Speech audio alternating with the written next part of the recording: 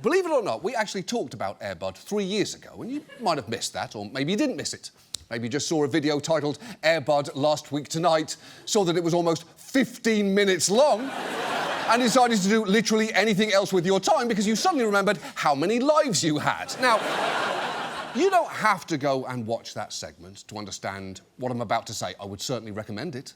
But you don't have to do that. You also don't need to watch the original movie Air Bud, as I'll give you a brief recap of both right now.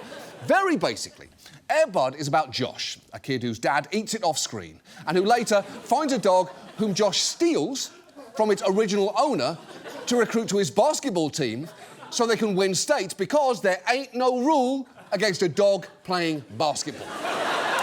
After that triumph, the dog's original owner gets sent to jail for absolutely no reason, even though there are actually several rules against that happening, and that is essentially the plot of Air Bud, produced, by the way, by Harvey Weinstein, so... yeah, that's fun. Now, in our piece, I successfully argued that Air Bud's stated allegiance to rule following was actually anything but that the movie's relationship to rules was inconsistent and unpredictable, that 9/11 was a bummer, and that there's too much kissing in movies. And I stand by every single point that I made in it.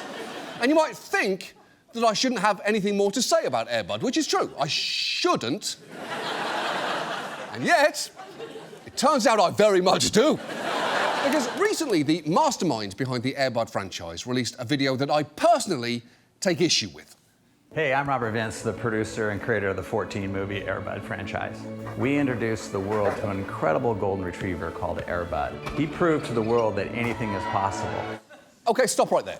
Now, I should say right away, that isn't the part that I take issue with, although I do want to point out that it makes a lot of sense that this guy thought that a dog who could bounce a basketball was impressive enough to build a movie empire around, given that he handles the ball like he's afraid he will break it.